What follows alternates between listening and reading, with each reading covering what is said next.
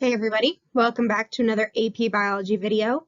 In today's video, we're going to cover the topics that are not covered by traditional Mendelian laws of inheritance.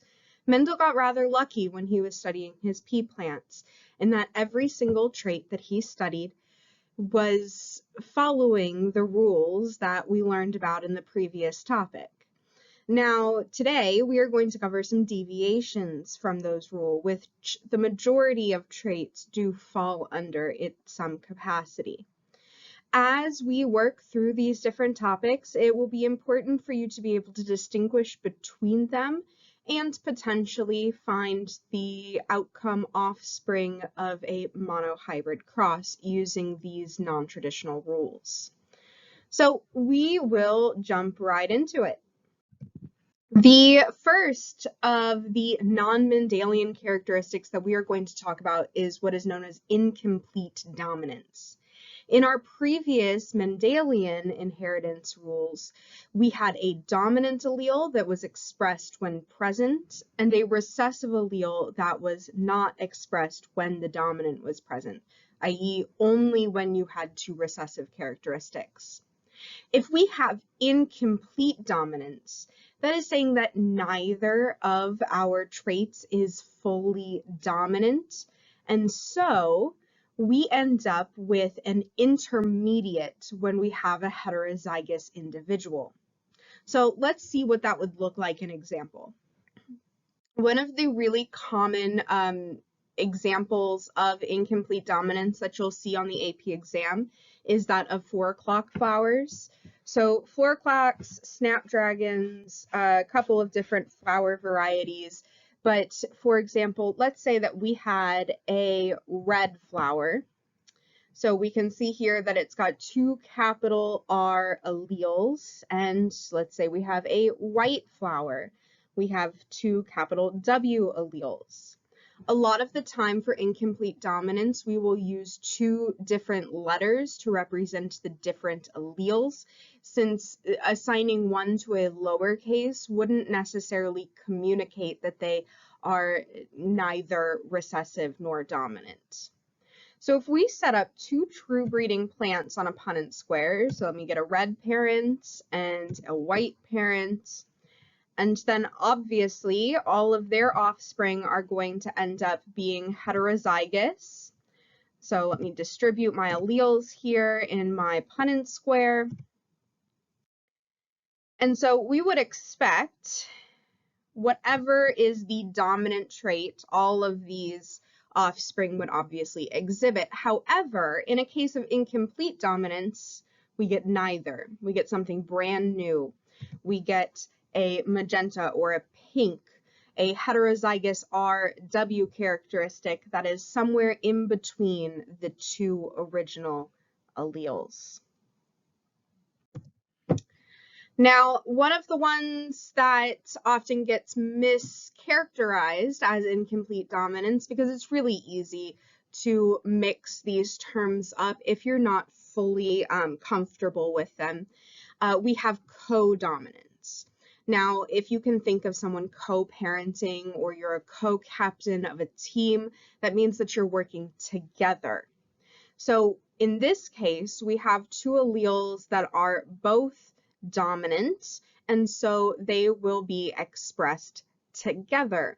So in codominance, we have heterozygous individuals who express both of the phenotypes, and oftentimes this is in patches, so you get a lot of speckled, you get a lot of patterned colors, so we have no masking at all. A great example of codominance is in human blood typing. So you can have a type A, you can have a type B, you could have individuals with a mix of those two. So far, so good. We've got multiple alleles going on here that determine what type of receptor is on our red blood cells. So let's say that we were to take these parents, so give me a type A heterozygote, a type B heterozygote, and if I find my offspring here, distributing out those parent alleles to my offspring, you see here that I end up with an AB, a type B, a type A, and 2 of those recessive I's. So this combination, in fact, could produce all 3 of our different phenotypes and a recessive characteristic. So we could have an individual who was type AB. They have the B and the A allele both expressed fully, none masking the other. Or we could have a type O, which is just a representation that you don't have any of the receptors. So blood typing will often be used. We're going to talk about an additional characteristic that may be associated with blood typing here in a few slides. But these are still both quite simple examples of inheritance where we are inheriting a single trait. It is carried by 2 or more alleles. Monohybrid Punnett squares work really well, but oftentimes this is not the case. So the next one that we are going to look at is what is known as polygenic inheritance. You may recognize that prefix poly from our lessons on biological macromolecules, where poly means many, genic referring to genes. So these are characteristics that are affected by multiple genes. A lot of our traits that show some sort of variation, that variation is typically due to the fact that they're covered by multiple genes. So in humans, a lot of our characteristics like height, like eye color, like skin tone, these are all things that are on a sliding scale. They are controlled by multiple genes. Now, there is an opposite version of this that is known as pleiotropy. Pleiotropy is the inverse of our polygenic inheritance, where we have a single gene that affects multiple phenotypic traits. So let's say that we had an allele for sickle cell anemia. So we've got a mutation in our beta globin. Now, obviously, that is going to affect our red blood cells. They're going to have that crescent shape. It is going to create some issues. So we actually get additional phenotypic characteristics that go along with that mutation, things like blindness, things like liver failure, things like the increased prevalence of heart attacks. So we can have one mutation, but it has a vast number of effects. A lot of disorders tend to fall under the pleiotropic umbrella, where they can cause multiple systemic failures. So I said we'd get back to blood type. So there is an additional characteristic that you can think of as a switch. This is what is known as epistasis. Epistasis is an inheritance pattern that we have one gene whose product affects the phenotype of a second gene. So you'll notice here that I added in an additional characteristic when associated with my blood typing. So you have different blood types, A, B, O, but you also have some characteristics that are associated with how those connect to the red blood cells themselves. There's more than one protein at work here. So this is actually controlled by a completely separate gene. And so we can actually have cases where you have a type A blood type, but it looks phenotypically type O because you've inherited 2 recessive alleles of a secondary gene that controls the connection between those receptors and the red blood cell itself. Epistasis can also be seen in traits like albinism, where you essentially shut off all of the melanin expressing traits. So individuals who have albinism in their skin tone, in their fur color, those are all controlled by an epistatic mechanism. Moving a little bit into the topics that are covered in 5.5, we have cases where it's not just inheritance that is really controlling the type of phenotypes that we observe. So these are what are known as multifactorial characters. So there are many factors that are determining what the characters are going to look at. This is your nature and nurture kind of association. So these are cases where conditions in the environment may determine which along a sliding scale of traits we're going to have. A good example of these include the hydrangeas, which the flower color is largely determined by the pH of the soil. So if we have acidic, we get blue hydrangeas. If we have basic, we get pink hydrangeas. And if we have a neutral pH, we get purple hydrangeas. So by controlling the amount of acids and bases in the soil itself, you can determine which flower color you're going to get. Reptiles also have a rather unique way of determining sexual characteristics that is dependent on the temperature at which our eggs are incubating. If we have temperatures that are lower than 30 degrees Celsius, we get female offspring that end up being produced, and if we have greater than 25 degrees Celsius, we end up with male offspring. So on a particularly warm year, you could think about what type of offspring you're more likely to get. We cannot forget the fact that not all of the genetic information that encodes for characteristics for an individual are carried within the nucleus. We have genes that are carried within these non-nuclear or extranuclear locations that include things like the mitochondria and the chloroplast, and these are inherited independently.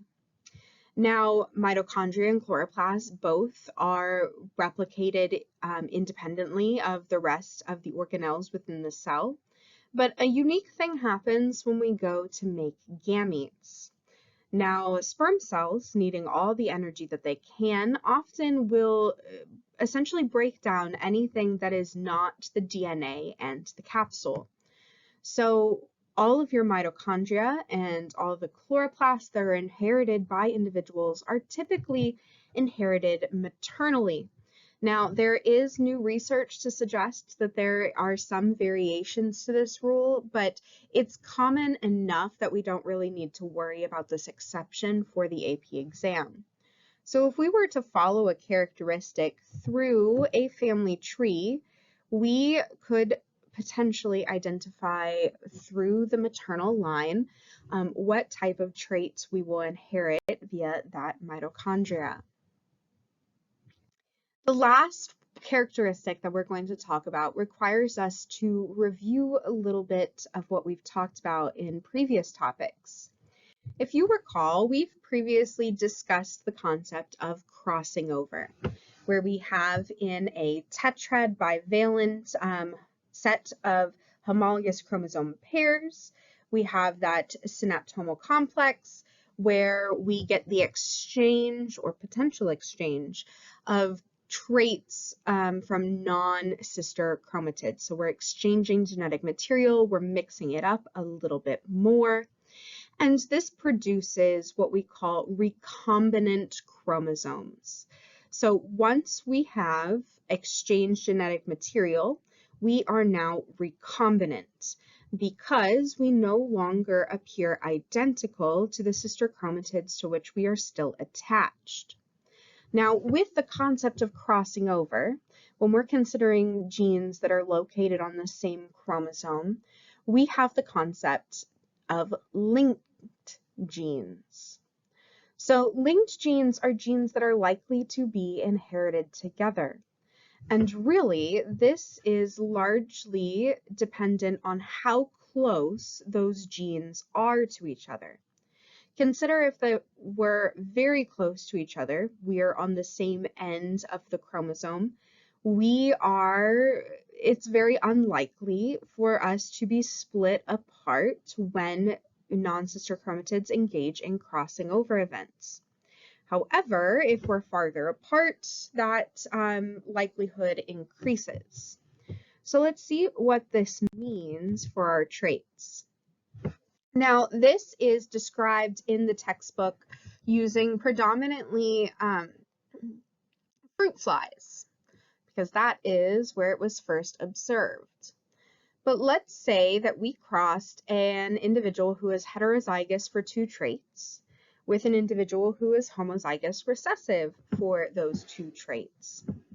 Now, we would expect essentially a 50 to 50% ratio that our offspring would look like our parents if we were to convert this to a dihybrid cross.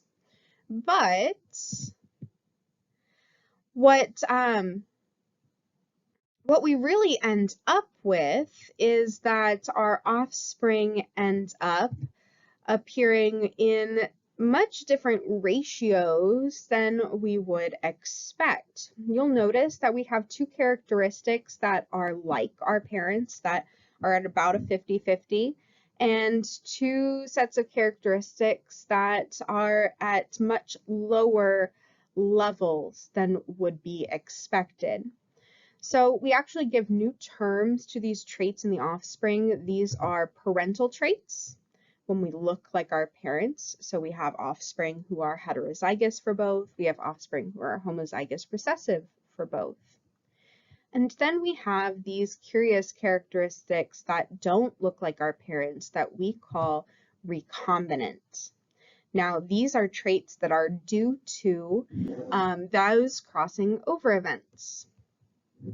So it's with these ratios and these outcomes that we can observe and determine how close together 2 traits are on a single chromosome. And that is, we can determine our recombination frequency, or the distance in map units, which are either in map units or in centimorgans. So how many nucleotides separate these potential genes, and thus the likelihood that our traits are going to be inherited together.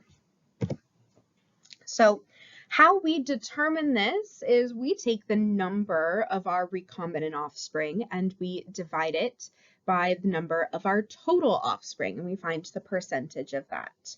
Of course, I've already got my individuals here in percentages. So I'm going to take the sum of my recombinants. So 2 plus 2 gives me 4, divided by 100, times it by 100. Obviously, when there are different numbers that don't add up to 100, this is going to be a little bit more math than just me dividing by 100 and then multiplying by 100. But it's just to illustrate the fact here. In this case, we get a 4% recombination frequency, so we can say that traits A and B are 4 map units apart, or their recombination frequency is 4%. When we look at linked genes and some other characteristics going into the future, we are going to want to statistically be able to explain the likelihood that this is going to happen. So in our next video, we're going to cover one of the statistical models that we can use to determine the likelihood that 2 genes are linked together based on their proportions. So I will see you there.